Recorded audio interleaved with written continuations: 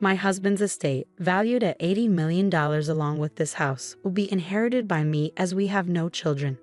My sister-in-law's demeanor is always a challenge to contend with. My name is Emma, a 45-year-old who works part-time. My husband and I are blessed with 2 sons, one a senior and the other a sophomore in high school. The elder one is currently preparing for his college entrance exams, aspiring to follow his passion for law. His ambition was ignited at a tender age, likely influenced by my brother Oliver, who is a seasoned lawyer.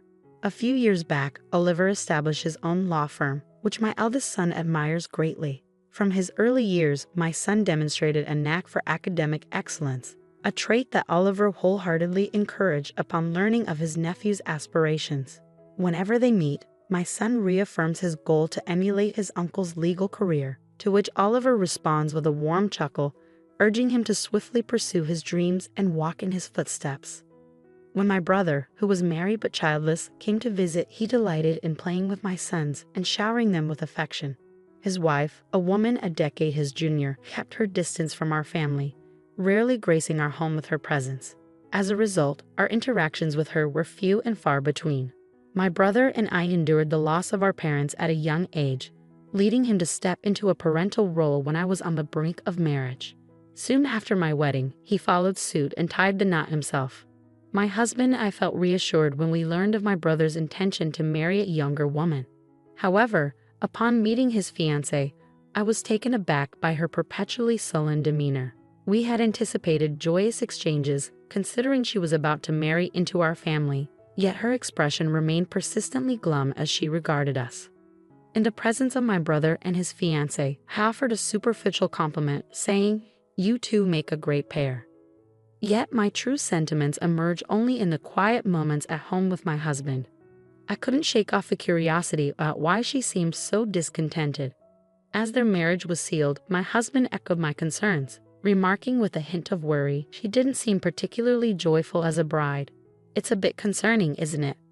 Shortly before their wedding, my brother tied the knot with his 10 years younger fiancée. To celebrate, my husband, our children, and I paid them a visit at their newly acquired house. The grandeur of the place left me in awe, a testament to my brother's success as a law firm owner. However, the absence of my sister-in-law raised eyebrows. In jest, my husband quipped to my brother, "Has your wife already abandoned ship?" Though meant in good humor, the tension in my brother's reaction left us both uneasy. According to him, whenever there's trouble, his wife retreats to her parents' home. Today, she stayed over to celebrate her mother's birthday. My husband's expression drooped, perhaps regretting his attempt at humor.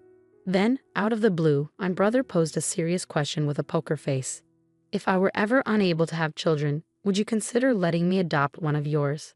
I initially brushed it off as a jest, but my brother's earnest demeanor suggested otherwise. Stunned by the unexpected proposal, I found myself unable to respond, while my husband, with a chuckle, replied, "Who knows what the future holds? Let's cross that bridge when we come to it. If you're serious, and if our children are comfortable with it, we can discuss it then." Though my husband seemed to take it lightly, I couldn't shake off the underlying concerns about both the adoption suggestion and the strained relationship between my brother and his wife. It wasn't my place to interfere in their marital issues, but I couldn't help but worry. Subsequently, whether it was our visits to my brother's home or his visits to ours, he always came alone. His wife was conspicuously absent, further fueling my apprehensions. My brother never brought up his wife, so I refrained from prying into their relationship. After over a decade of marriage, her presence faded into obscurity in my mind. This year, as my eldest son's acceptance into his dream law school was celebrated at our house, my brother broached the topic of adoption once again. "Just as I mentioned before, would you consider allowing me to adopt one of your children?" he inquired. Their inability to conceive led him to revisit the idea. The last time we discussed it, they were newlyweds, so there was no urgency. Yet this time, my brother's tone conveyed seriousness. Despite the weight of the proposal, my husband's response was swift and nonchalant. "Would you prefer our eldest son, considering his ambition to become a lawyer?" he quipped. While my husband's manner seemed casual, I remained cautious, mindful of the profound impact such a decision would have on our sons' lives. Even though my brother, their uncle, would be adopting them, I couldn't shake the worry about my sister-in-law's potential treatment of my sons. who wouldn't be her own flesh and blood. Seeking reassurance, I cautiously asked my brother, "Is your wife on board with the adoption?" His response, accompanied by a wry smile, was somewhat comforting. "Don't fret over her. We've discussed it already," he assured me. While I felt relieved knowing they had addressed the matter, I couldn't reach a decision immediately. Instead, I resolved to involve my sons in the discussion and let them weigh in, considering they were already in high school and capable of making their own choices. We left the matter unresolved that day, but a few days later, I received an urgent call from my brother's lawyer's office.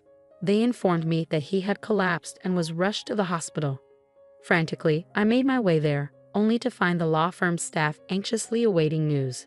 It appeared my brother had suffered a stroke at work and was now unconscious. Once I arrived, the law firm staff departed, leaving me to confront the worrying situation alone. The law firm staff also mentioned they couldn't reach my sister-in-law. I tried calling the landline, but received no answer, and I didn't have her cell phone number. Eventually, my husband and younger son arrived, but still there was no luck reaching her. It was my younger son who stumbled upon a smartphone amidst my brother's belongings. With some effort, we managed to unlock it and began searching for her contact details. When she finally picked up the call from that phone, her response was laced with anger. "I warned you not to call again. I'll take legal action," she snapped. Attempting to convey urgency amidst her tirade, I interjected, "It's Emma, Oliver's sister. My brother has collapsed and is in the hospital." Her tone softened upon realizing it was me on the line. "Oh, I'm terribly sorry. I mistook you for Oliver. You said he collapsed?" she inquired.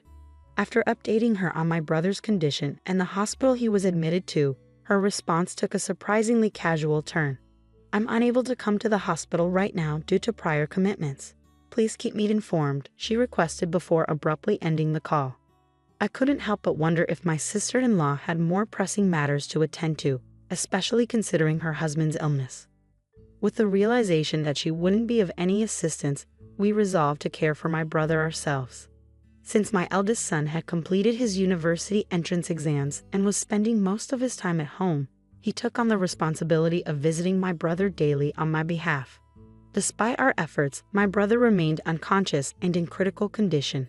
However, my sister-in-law never reached out or made an appearance at the hospital. Nearly a week after my brother was admitted, I made another attempt to contact her. This time, she answered the phone promptly, her tone oddly cheerful. "What's the matter? Is he dead?" she exclaimed, lacking any semblance of empathy. Struggling to contain my anger, I responded calmly, "He's still alive. Why haven't you visited him at the hospital?" Her response, dripping with indifference, only fueled my frustration. "I'm neither a doctor nor a miracle worker. There's nothing I can do for his recovery," she retorted dismissively. Her callous demeanor pushed me over the edge and I hung up the phone, unable to suppress my growing rage. Suspicions began to brew within me regarding my brother's motives for wanting to adopt one of my sons. It dawned on me that perhaps he had resigned himself to the idea of not having children with his wife, indicating possible discord in their marriage. Curiosity led me to inquire about how they met after their marriage was finalized, to which my brother revealed they had been introduced through a marriage counseling agency. The revelation stirred a mix of emotions within me, especially the notion that my sister-in-law may have married my brother solely for the security of his profession as a lawyer and the promise of a comfortable life.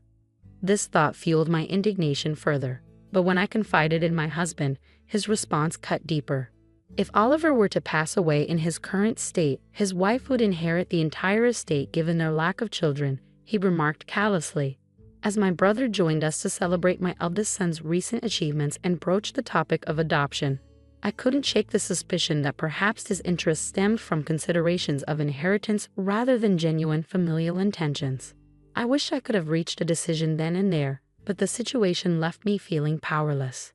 After my brother's departure that day, I casually broached the topic with my two sons. To my surprise, my younger son expressed eagerness to be adopted, viewing it as a ticket to an easier life under Oliver's wing. Unlike his older brother, he seemed content to go with the flow, lacking clear aspirations for the future. I had anticipated my eldest son, who admired his brother, to follow suit, but his response caught me off guard. "I don't want to be adopted," he declared firmly, As the eldest, it's my responsibility to take care of you, Mom, and Dad. His words filled me with pride, yet I couldn't shake the feeling that my eldest son, with his ambition to become a lawyer, was the more suitable candidate for adoption. Although I longed to initiate the adoption process on behalf of my unconscious brother, the circumstances thwarted my efforts. Despite my reluctance to claim any share of my brother's inheritance, I couldn't bear the thought of a single penny falling into the hands of my sister-in-law, who seemed to be eagerly awaiting his demise. I could only hold on to the hope of my brother's recovery, but it never came to fruition. Days later, he passed away, leaving me with the solemn duty of informing my sister-in-law. "My brother has passed away. Can we arrange a funeral?" I conveyed the somber news. To my surprise, her response was oddly cheerful. "You have the final say. Just please don't involve me in any formalities," she replied before abruptly ending the call. Feeling a surge of frustration, I held back my emotions as my husband and I took charge of planning the funeral. With assistance from the law firm's staff, we navigated through the arrangements. While my husband expressed concerns about the firm's future, my brother had already ensured its stability by entrusting its management to a capable individual. Thus, the firm would continue to operate seamlessly as a corporation. At the funeral, the turnout was overwhelming, with countless wreaths brought in to pay respects.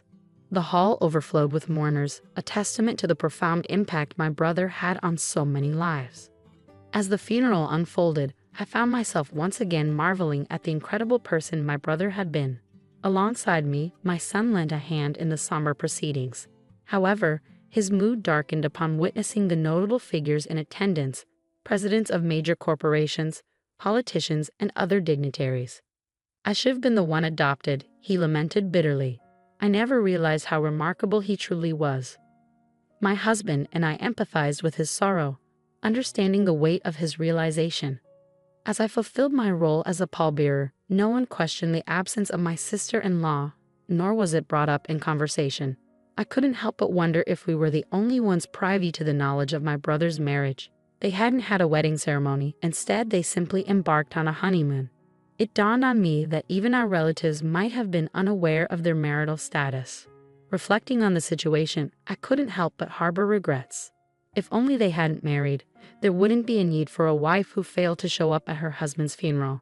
And I lamented not allowing my brother to adopt my younger son sooner, fearing that she might seize control of my brother's estate with the support of the law firm's staff.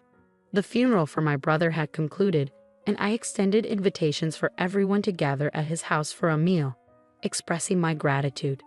"Thanks to all of you, my brother will be able to rest in peace," I said, my voice laden with sorrow. As we mourned together, my sister-in-law made a sudden appearance, clad in a flashy pink coat, as if timed to coincide with the conclusion of the funeral. Addressing her with a mix of surprise and suspicion, I asked, "Why have you chosen this moment to come?" With a wide grin on her face, she spoke loudly for all to hear. "As my husband's wife, I inherit his estate, valued at $80 million, along with this house. With no children in the picture, everything belongs to me." Her triumphant declaration prompted laughter from my brother's colleagues, leaving us puzzled by their reaction. My sister-in-law shot them a glare and scolded, "What's so funny? How rude." Her smirk quickly faded when one of the lawyers interjected, "We're aware that you're officially divorced." The revelation hit me like a thunderbolt. "You were divorced?" I exclaimed incredulously upon hearing the news the day before my brother's collapse. Glancing at my sister-in-law's visage, I saw a chilling expression etched across her features as she locked eyes with the individuals who had unveiled the truth. As she gritted her teeth, another lawyer interjected, "I've also heard that you were ordered to pay alimony due to the affair that led to the divorce. It's unavoidable." Furious, my sister-in-law directed her glare at the lawyer who spoke, snapping, "I'm not obligated to pay alimony anymore. There's no one left to pay." Her words dripped with disdain, but she was swiftly rebutted by the legal expert. "The right to alimony also transfers upon inheritance, so you'll still owe it to Emma, the sole inheritor." It dawned on me for the first time that I was the sole inheritor of my brother's estate. With their divorce finalized and our parents no longer alive, I was left as the last remaining family member. She seemed to grasp the reality of the situation, her expression morphing into one of horror as she locked eyes with me, prompting me to instinctively step back. Yet her demeanor remained defiant as she resumed her tirade. Don't I deserve half of the estate now that the divorce is settled? A lawyer, looking dismayed, interjected, Didn't Oliver provide you with funds upon the finalization of the divorce? I have the receipt certificate. Another lawyer chimed in. He also acquired a house prior to the marriage, so it isn't subject to property division. I found a sense of satisfaction in witnessing her being lectured by the lawyers. Despite her protestations, she appeared to recall something and chuckled lightly as she continued. There's still the life insurance. I should be the beneficiary. Her resilience impressed me, navigating through a hostile environment where everyone seemed to be against her.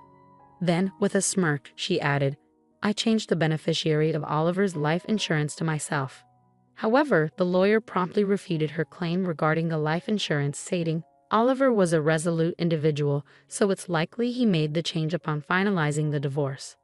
As I sifted through my brother's belongings, I stumbled upon the life insurance policy, but my sister-in-law caught sight of it. Swiftly, she snatched the document from my grasp, her impatience evident as she scrutinized the beneficiary. However, her demeanor shifted to one of disappointment as she handed the certificate back to me, her shoulders slumping in defeat. It was then that I noticed the beneficiary was me. Realizing her efforts were futile, my sister-in-law blurted out her true sentiments without filter. I married a lawyer because I thought he was wealthy. But all I got was a pittance, and now I have to pay alimony. It's a colossal mistake. In response, the lawyer's expression hardened as he retorted.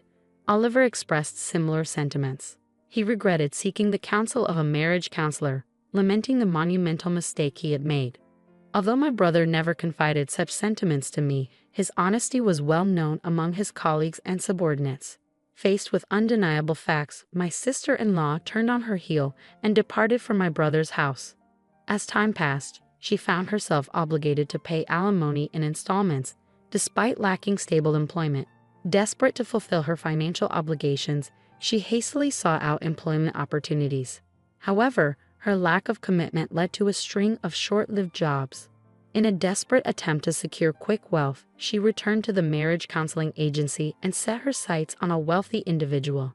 Deceiving him with promises of financial gain through marriage, she exploited his trust and attempted to swindle him. Yet, her scheme unraveled swiftly when the man saw through her deceit and reported her to the authorities. Subsequently, she was arrested for marriage fraud, facing the consequences of her actions. According to a lawyer from my brother's law firm who disclosed the truth, no alimony was ever paid to me. When I consulted the lawyer regarding the situation, I was informed of the recent developments. It was in May when the lawyer relayed the news that my sister-in-law had been apprehended. With her arrest, the likelihood of receiving alimony payments seemed slim in the foreseeable future. However, alimony wasn't my foremost concern. What I truly desired was to witness her facing the consequences of her actions and enduring a fate befitting her deeds. I firmly believe my brother would concur, which is why I wish for thorough police investigation into her other transgressions. I hope she's charged as a felon and brought to justice in court. Meanwhile, my family relocated to a house left behind by my brother, unexpectedly inheriting his property. My husband and sons were overjoyed at the prospect of moving into a spacious house, a stark contrast to our previous cramped apartment. Amidst the excitement, my eldest son, fueled by newfound determination, immersed himself in his law studies. Observing the interactions between his brother's colleagues and subordinates, he felt a strong yearning to pursue a career in law. Though never formally adopted by my brother, I hold on to the hope that he will carry forth my brother's legacy and excel as a lawyer, just as he aspired to be. However, my younger son harbored a sense of disappointment upon learning that I had inherited my brother's entire estate. I wish I had been adopted by uncle so I could have inherited everything, he confessed candidly. Despite his words carrying a hint of jest, his smile betrayed a hint of genuine longing.